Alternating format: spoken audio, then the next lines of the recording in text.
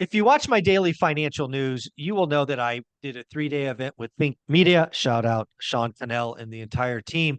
But most memorable was a keynote presentation from Dave Ramsey. Dave Ramsey gave the best keynote presentation I have ever seen. Want to have this conversation with the one and only Brian Adamson and see if he actually knows who Dave Ramsey is and his thoughts before I get into the moving presentation. And Brian, I'm sure you know who Dave Ramsey is, yes? Yeah, so I had the pleasure about this had to be January of 2018 or 2019. I met Dave Ramsey personally. Oh, Uh, wow, cool. yeah.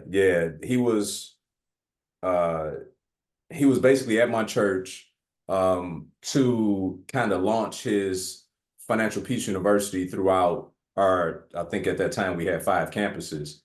And me being highly invested in the church, I had an opportunity to meet with Dave one-on-one. And so that was really cool. So yeah, I met Dave, very familiar with his body of work and all of that. Yeah, so there were 2 points. And again, Dave Ramsey, and it's really weird because I love 90% of what he says. I think Dave Ramsey's helped more people financially than any other human being on the planet, and he Hmm. deserves the kudos and props for that. Hmm. But it's no secret. He has some real estate advice that I think is not great. Hmm. So, where the first thing I think that's important is I sat in that audience and I could have got up and left and just said, written Dave Ramsey off. Like, Hmm. I know what he's going to say, right? I've watched endless amount of content from him. I could have left because I'd be annoyed at his real estate stuff. 2, I could have sat there and just played on my phone and not really paid attention there, right? Been there in body, not in mind. But you know, I paid for platinum seating, so I had front row seating, and I went in there with a complete open mind, and I'm thankful I did. Because the first thing that Dave Ramsey said, I think, is important for me, and I also think equally important for you, Brian, and really every millionaire on my channel, is stay on message. Dave Ramsey is, top 3 podcasts, top 4 content creator in the world. And he has something the others don't, and that's longevity. Dave Ramsey's been doing this since VHS tapes. A lot of people watching this don't even know what the hell a VHS tape is, Exactly. right? I mean, seriously. He self-published his first book and sold it at a video store. That's how he sold his first book. When people are like video stores, what are that? I mean, it's like they existed before Blockbuster. I mean, he was talking about OG stuff, right? Very Gen X baby boomer stuff. 80s. Mhm. I mean, there are people that are watching this that their parents weren't even born in the 80s. I mean, if you do the math. So he has longevity. And where I'm going with this is you stay on message because how many things have changed in the last 50 years? Right? The internet's been born, AI.com, crypto, buy now, pay later. Just all of this financial stuff has changed. And Dave Ramsey got really loud at one point and it was perfect.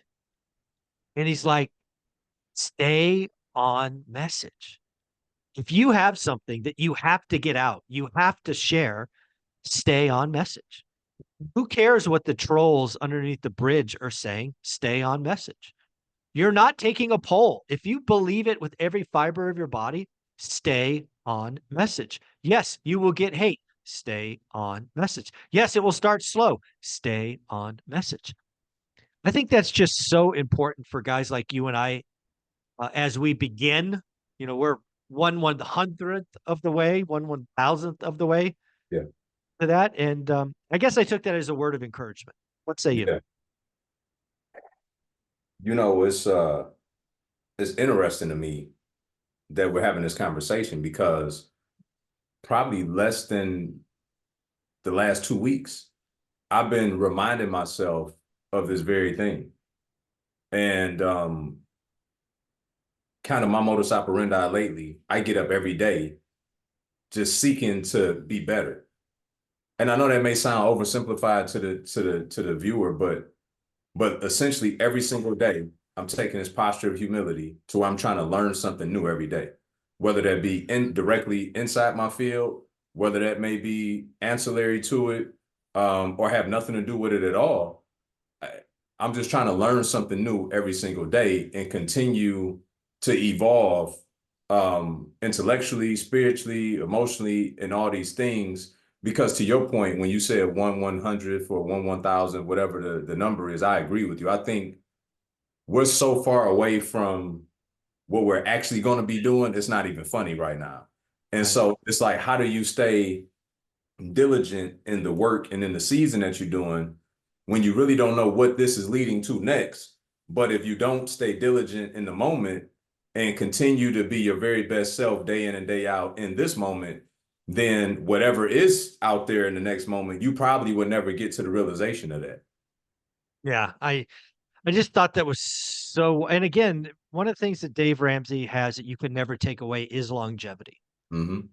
right? Dave Ramsey Solutions, Money Makeover, Financial Peace University, all of that, decades, Yeah.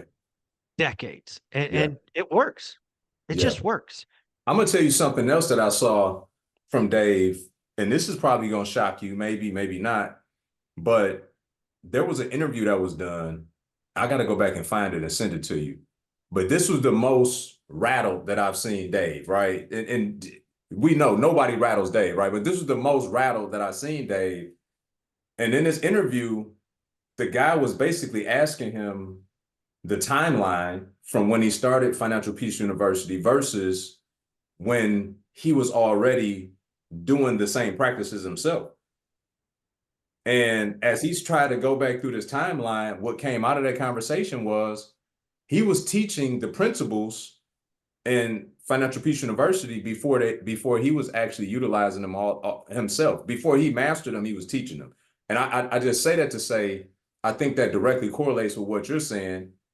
He was adamant that this is my message and this is the direction I'm going. Although my personal life haven't caught up with this yet, I have identified if you do Yeah. these things, you're going to be successful. And he's stuck to his guns on that Oh, throughout yeah. time. And so it's just, I say that to say for those that may not be in the ideal situation that you want to be in now, but you have done the due diligence and taken the time to learn the proper way of doing something, although your today's reality hasn't caught up with your tomorrow reality yet, doesn't mean that you can't start creating messaging around the future that you're trying to create as opposed to your reality as it is today. Because at some point there was an intersection point between what Dave was practicing and what he was preaching, and they came together. And now, to your point, millions upon millions of people have been positively impacted by that.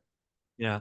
And let me give you the final one. This might be the best line I've taken from any event ever, whether that was in work or now going to events in real estate and investing. 90% of the stuff that Ramsey Solution and Dave Ramsey has tried failed. Mm. Dave Ramsey is known, is the legend, is the, end all be all only because of 10% of the things he's done. I look at that and get both encouragement and belief. How many things that we've tried and failed and we just grind on and just stick in the misery? Yeah. Dave's like saying, dude, 9 out of 10 times we failed and I'm still a legend. Mm. Keep going. Yeah. Yeah. I think to that point, this is also something I've been considering lately. And I don't know about you, Mike. I have a hard time sometimes identifying when something has failed. And I say that, okay, let me get context. So back when I scaled my single family business many years ago, and my infrastructure didn't scale with my acquisition, started having a lot of problems, lost $500,000 during that time, right? Shortfalls all over the place, projects taking too long, all the rest of it. Well, simultaneously, as I'm dealing with the reality of that loss, I'm also still hedging out and fixing things in real time and buying more and being successful. So for me, I don't know that I've ever just sat in a loss or sat in a failure without taking some other action at the very same time. And so a lot of the time, it's it's not ed at the end of that, it's ing. That thing is moving still. And so I oftentimes think about like true failures, like rock bottom. You know what I mean? Like if I was in rock bottom, I sure as hell stayed there overnight and decided to Yeah. leave. You know what I'm saying? Like Yeah, if you're I going didn't through stop. hell, just keep going. Yeah, Yeah, don't stop. 100%. You know, but I think it is sobering when you hear most people say, all you got to be right is one time. Mm. Right. Yeah. But then the question becomes, so how do you stay encouraged and not knowing if the thing you're doing right now is if you're right or not? It feels right Yeah. while you're doing it, right? Yeah. Sometimes you're right, you're on message, you're just early, Mm. right? Sometimes you're right and you're late. Right. When I, you know, Exactly. Exactly.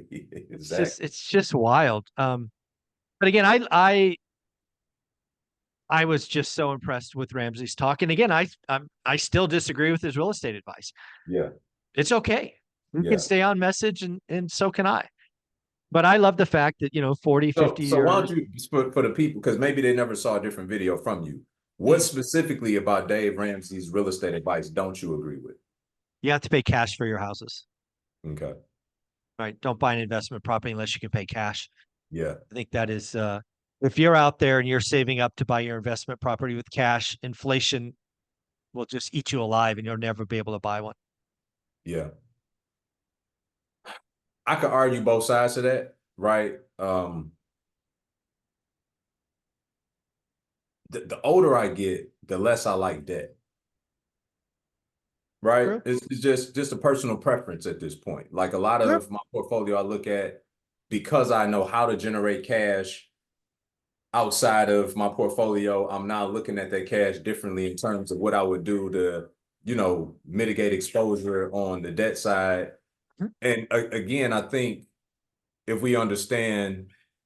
And by the way, I teach people how to use debt to buy real estate every day. So let's just, I just want to make sure we clear about where I land on this thing. I could just argue it both ways.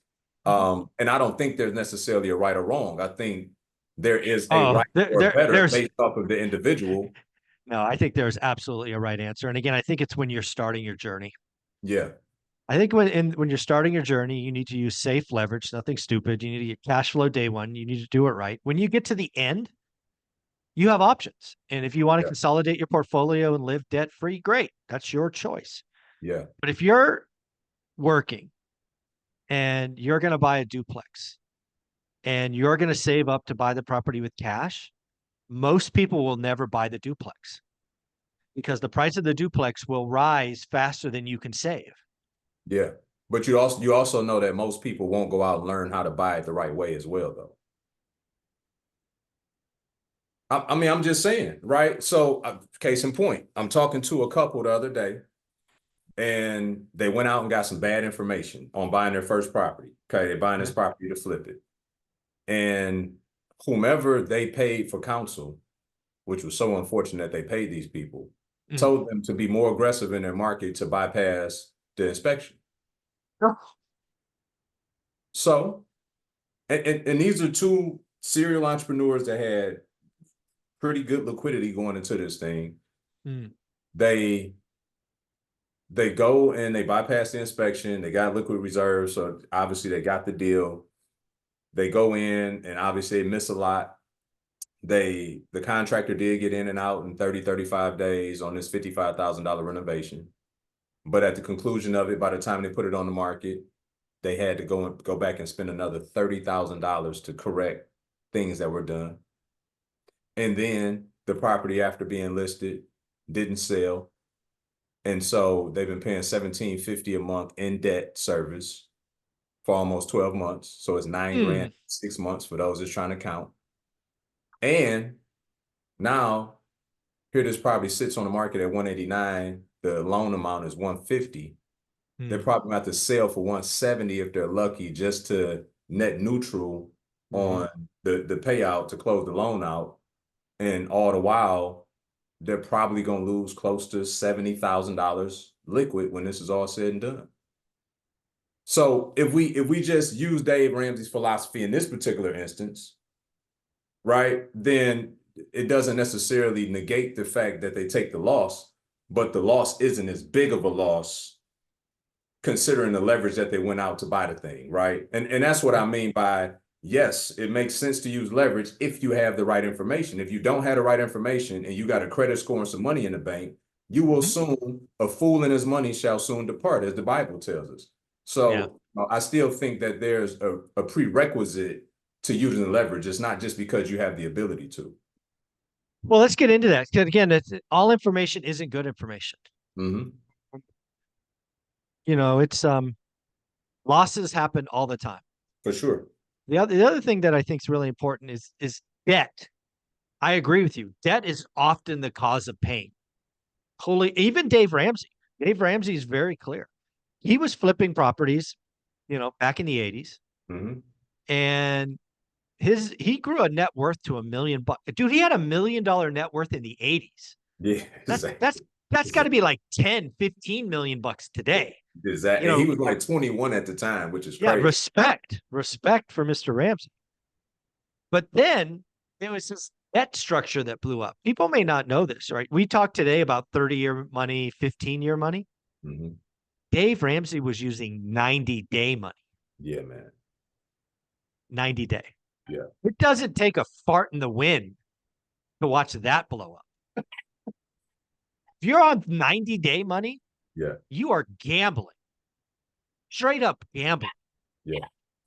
I'm not talking really about Russian that. roulette. I think it's worse than it's Russian roulette, honestly. You're absolutely right, because you are going to eventually get shot. You're absolutely right. It's the ending is known. It's just what pull of the trigger, right? It's mathematically certain. But there's a very different story between 90-day debt, betting on a flip, versus 30-year fixed rate cash flow day one. It's not even in the same realm of possibilities. Flipping is riskier than buy and hold. Short-term debt is riskier than 30-year debt. I just think people like the sexy and the sizzle of flipping.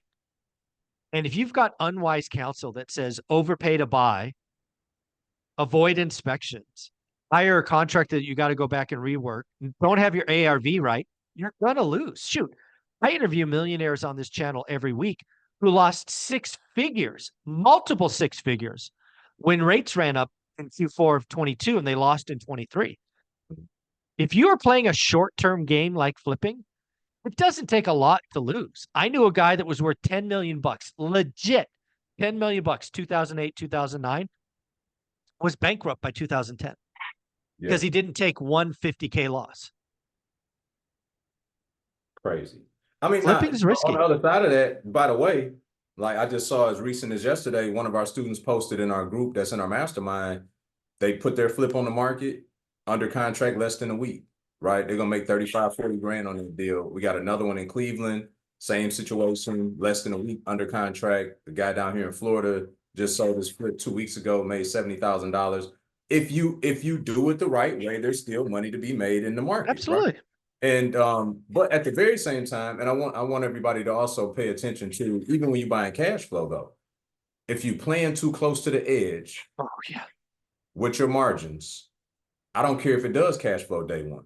The day that it stops cash flowing, it won't cash flow anymore. If you end up in a situation where all of a sudden your taxes come uncapped in the market that you're in, or insurance creeps up on you, you can't always pass that off to your tenant. So if you go in with too thin of margins, or you plan the equity game, again, it's a dangerous place to be in, Mike. And people do it every single day just to say, hey, I got one. Folks, not my game. Not my game. If you're coming in, like if you come to me and you say, hey, Mike, I got $100 cash flow on this house in some city, some state, somewhere, that you don't have $100 cash flow, you're negative. I've been in this game a long time. You're one water heater away from losing money for the year. Correct. Let's not be foolish, right? Conservative. You have to be able to hold the asset a decade. And if you are paying it too close to the edge, dude, I make most of my money from motivated sellers. And sometimes those motivated sellers are landlords. Yeah, absolutely. Just didn't play the game correctly. Absolutely. Absolutely. Yeah, man. Yeah. So I just want to applaud you though, Mike, because I think a lot of people today lack the humility to listen to people that they may not necessarily agree with. And it sounds like that was the greatest gift you could have given yourself, just to sit there and hear Dave out, because you were able to glean some things from him and gain some perspective that maybe you hadn't heard in a video from him or otherwise had you not been in the room to listen. Yeah, no, you're absolutely right. I could have and I want to be very clear. Mike Zuber 5 years ago would have never been in that room. I would have written him off. I'd have taken a phone call. I'd have gone running. I would have told myself, I don't need to hear anything from this individual because I don't agree with one thing he says. Mm. You know, maturity comes with age. And I knew sitting in that room, having paid all that money to sit front row, that I thought even before it talked, right? When the introduction was going on, I was like, you know what? I bet he's going to say something that I've never heard before. That's why I stayed. Little did I know he would give me two pieces of advice that mean everything to me. Mm. Yeah. So it was time well spent. And frankly, if I knew he was keynoting somewhere else, I would pay to go to that as well. Wow. It was that good. Wow. Wow. That's big. That's big. Yeah, I look forward to now hearing you saying that, because the last time I heard him speak live was, like I said, that was either January of 2018 or 19. So I'm sure he's probably got a different message by now, you know. Yeah. He changed my life. And I don't think a lot of people would think Dave Ramsey would change my Okay. life. He absolutely did. For the better. He changed it for the better. Yeah. And for those of you that don't, like, this is your first time coming in contact with this conversation, go back and watch the convos with Millennial Mike and Mike Zuber about Dave Ramsey. You'll gain a lot of perspective about what Mike could about Dave. Okay. Just go back and watch those videos and you will appreciate this conversation way more than the first time you saw it. Amen. Amen. That's wise advice. Brian, where can people find you? Brian Adamson official on YouTube and Instagram. I'd love to chat with you guys. Send me a DM. There you go. Thank you, buddy. I appreciate you. All right, man. Thank you.